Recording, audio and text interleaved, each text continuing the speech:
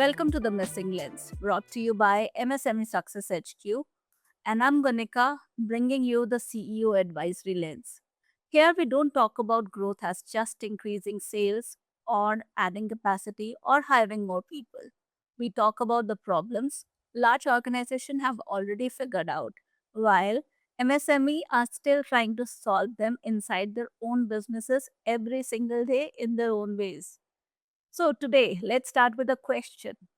What is growth to you? Is it more numbers? No. Think about it before that. Is it more work? More changes? And before any big change happen in a business, one thing is always true. The business has already been evolving. We call it growth. We call it maturity. We call it scaling. We call it improvement. We call it trial and error. That is how businesses survive. Because if a business never changes, it slowly becomes irrelevant. So what does a founder do? The founder keep looking for a better way, a better process, a better tool, a better way to track, a better system, a better customer experience, a better way for the team to work. And slowly, over time, business start changing the way it operates. Now, here it is where it gets interesting. Most founders think these change happen because of strategy. Think again, because they all begin from influence. Something you saw, something you heard, something another founder said, something that worked somewhere else, something that suddenly made you think, maybe this is what we should start doing too.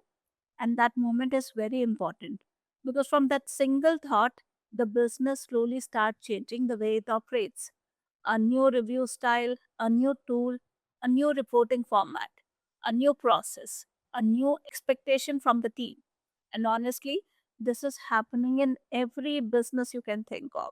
Be it a small business, be it a large business, be it a global MNC, everyone. Because no company becomes successful by operating the exact same way forever. Even large organizations are constantly evolving. Their leaders are also discovering new ideas, seeing better system, learning from the market, improving operations, upgrading their ways of working. So the difference is not that your business change and MNCs they don't change their business. The difference is how operational change gets introduced into the business.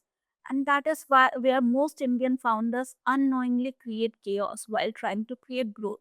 Because most founders think they need to discover a completely new solution for their own problem. They feel that their problems are unique. No, you know what? Solution already exists.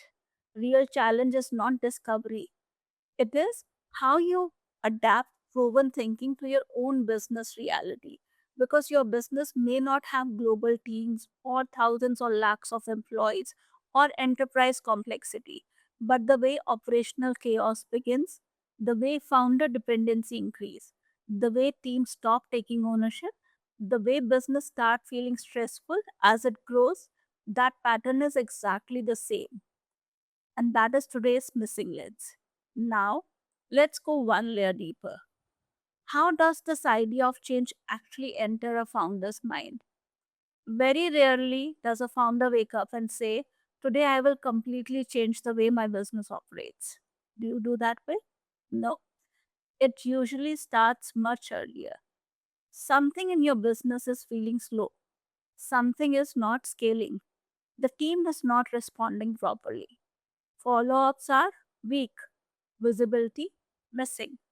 The founder feels overloaded, and then an external trigger appears. You meet another founder, you hear a speaker, you attend a webinar, you see a software demo, you hear we implemented this and things improved. We changed this process. We set up a dashboard. We added new tools. And suddenly the founder mind start connecting dots. Maybe this is what my business is missing. Now understand this carefully. It is not wrong. This is how every human being evolves. We observe, we compare, we adapt. Even large organizations work the same way. Their leaders are also constantly exposed to new systems, new technology, new operating models, and new ways of working. The difference is not where the idea comes from. The difference is what happens between the idea and the actual operational change. Now let's pause and imagine this for a second. If large organizations, who have offices around all the continents, all countries, and their multiple cities, also started reacting to every new idea immediately, what would happen? Their leader attend one conference, next week reporting system changes. Another leader from the organization likes a new dashboard. Now thousands of people must update work differently. One department hears about the new productivity tool. Another one changes the approval flow. Another changes the escalation process. Now imagine this happening across multiple countries, lakhs of employees, customers, vendors, partners, ongoing operations. Can you imagine the level of chaos? People would stop understanding which process is final, which way of working is stable, which priority actually is important. And also, this will slowly, the organization will become operationally confused. Why? Because the business itself keeps changing faster than the people can absorb. Now, think carefully. If this level of instability can damage a large organization, then what exactly happens inside MSME, where changes happens instantly? Founder decisions move fast, processes evolve weekly, and people adapt mostly through verbal instructions. And this is the part most founders never stop to evaluate, because from the founder side, every change feels logical, but from the organization side, every change creates behavioral impact. And this is something I experienced very closely during my time at Dell Technologies. At that time, I was leading teams working on a major technology transformation initiative inside Dell. Now, this was not just replacing one software with another. This was an operational system through which employees raised requests, teams coordinated their work, support issues were moved, departments interacted with each other, vendors communicated, partners collaborated, and customers raised their service tickets. In simple words, this was one of the core operational communication system running the organization. Now imagine the scale for a second. Dell is operating across multiple countries, global support environment, enterprise customers, vendors, partners, and teams spread across different locations worldwide. So, changing the system was not just a technology project, it was changing how work flowed, how teams collaborated, how escalations happened, how requests were tracked, how issues moved across departments, and how people operated daily. We were not just upgrading software, it was like changing the air traffic control system while flights were already in the air. Imagine the impact if it is not managed well. Now let's look at it from the leadership side. What if they had simply announced from Monday everybody start using the new system? What would happen? People would get confused. Workflows would break. Teams would revert to old methods. Customer would get impacted. Vendors would struggle. Departments would start creating their own temporary workarounds. So, do you think is it because the peoples are not that much capable enough to adopt to the new tool? No. It is because operational behavior at that scale cannot change overnight. And this is where I saw something very, very important. Before the rollout even happened, massive effort went into communication planning, training, dependency mapping, process alignment, pilot rollout, stakeholder onboarding, FAQs, transition planning, operational readiness. Because large organizations understand something MSME usually underestimate. Changing a process is easy. Changing how people operate around the process is the real work. And this is where organizational communication and culture becomes very different from what MSME usually imagine. Most Indian founders think communication means informing the team, announcing the change, sharing instructions. doing one meeting. But in large organizations, communication is not information sharing, it is behavior alignment. There is a huge difference because when an organization changes the way people work, people immediately start asking questions internally. What changes for me now? What if old process still works faster? Who approves now? What happens if system fails? Which request goes where? Who is responsible now? What if customer escalates? Now multiply these questions across departments, locations, countries, vendors, partners, customers. And suddenly you realize organizations don't become chaotic because of bad people. They become chaotic because operational understanding becomes inconsistent. Let me repeat. They become chaotic because operational understanding becomes inconsistent.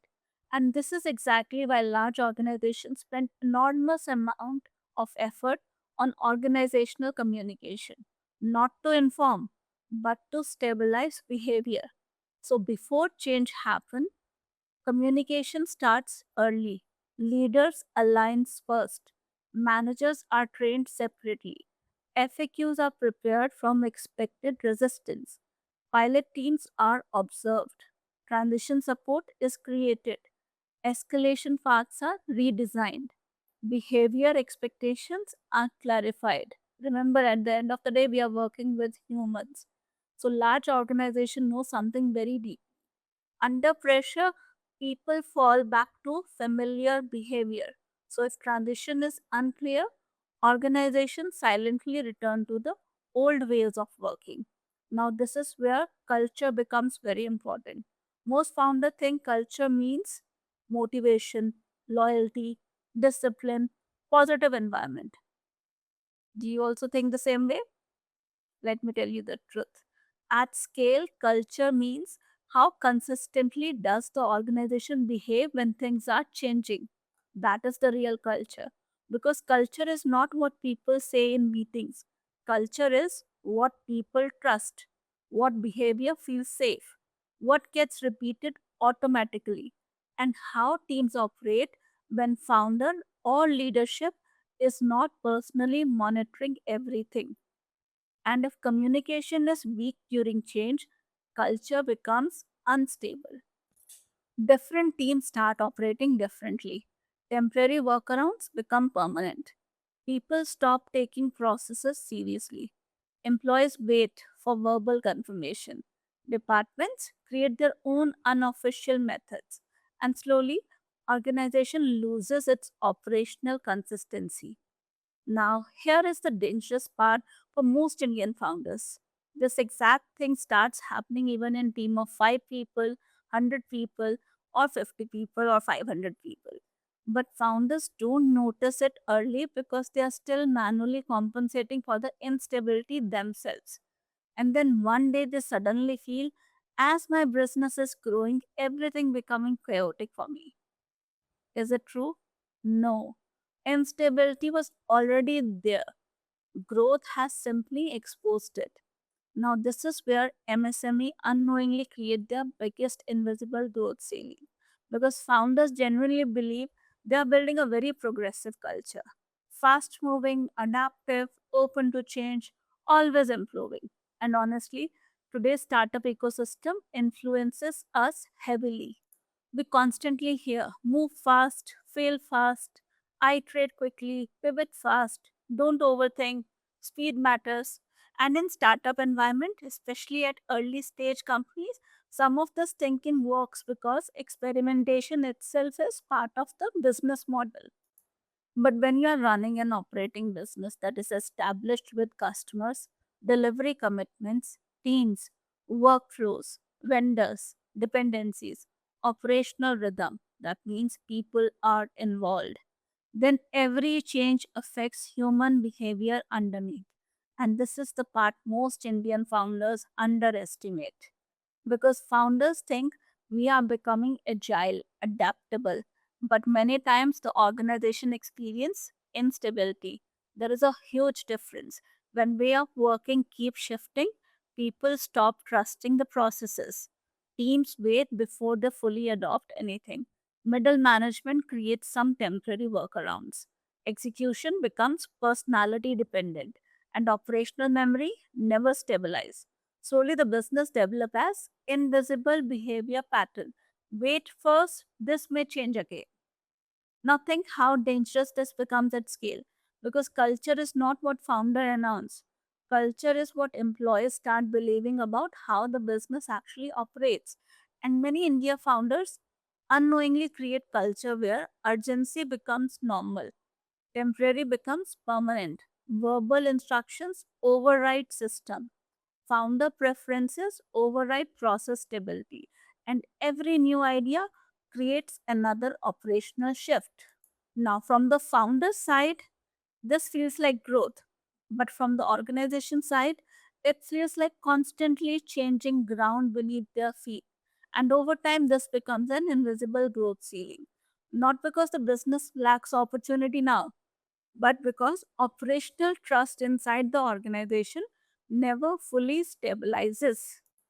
Teams stop building depth, processes stop maturing, ownership weakens silently, and founder involvement, it keeps on increasing. And then founders say, as the business grew, people stopped taking ownership. But that's not the case. Business never created a behavior stability strong enough for ownership to mature consistently. And the impact does not stop at operation, it starts affecting people deeply. Because when ways of working keep changing, employees slowly stop feeling confident about what good work even means anymore. 1 month something is priority, next month something else. One process is important today. Tomorrow, founder says, leave this, do it differently. And slowly, people start feeling no matter what we do, expectations keep shifting. Now imagine the stress this creates. Not dramatic stress, operational stress. The kind where employees constantly second guess themselves. Managers keep waiting for founders' validation. Teams hesitate before taking initiative. People avoid ownership because direction may change again. And over time, good employees start disconnecting emotionally from the business. It's not that they have stopped taking care of your business or stop feeling connected, but because stability is missing. People can handle pressure. What drains people is unpredictable expectations. Because human beings build confidence through stability. When people clearly understand how work moves, what success means, what behavior is expected, what remain consistent, they become stronger operationally. But when everything keeps shifting, employees start operating in survival mode. And survival mode never creates ownership. It creates hesitation, dependency, low accountability, emotional fatigue, and eventually attrition. They leave the jobs. The founder usually interpret this as people are not serious. Nobody wants ownership. Good employees don't stay. But many times, employees are not leaving because of workload. They are leaving because the operational ground underneath them never feels stable enough to grow confidently.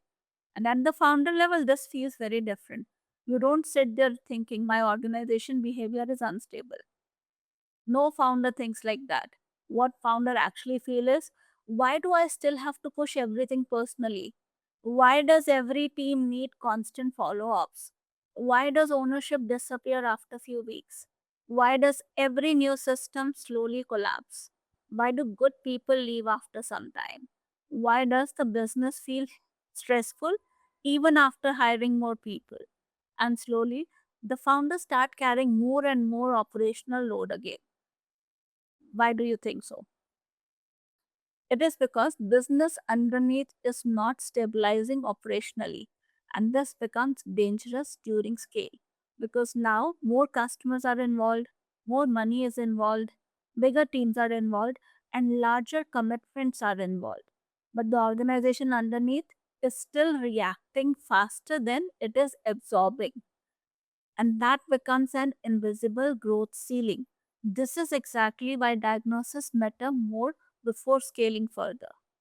Not just business diagnosis, your organizational diagnosis. behavior diagnosis, governance diagnosis. Because before asking, how do I grow faster? Founder need to ask, is my organization actually ready to absorb skills sustainably? This is exactly where founder reset begins. This is where we diagnose how your business currently operates, where behavior instability exists, where founder dependency is increasing, where teams are disconnected from expectation, and where growth is silently creating operational strain underneath. And because every business evolves differently, we have now made this diagnosis industry specific, business archetype specific, and growth stage specific. Because a manufacturing business, a school, a clinic, a distributor, service company, or a retailer may all look successful and stable from outside. But underneath, scale create behavior pressure in every business. So the question is, can your organization absorb the pressure without becoming chaotic? Link is below to register. Before you scale further, diagnose whether your organization is truly ready to carry that scale.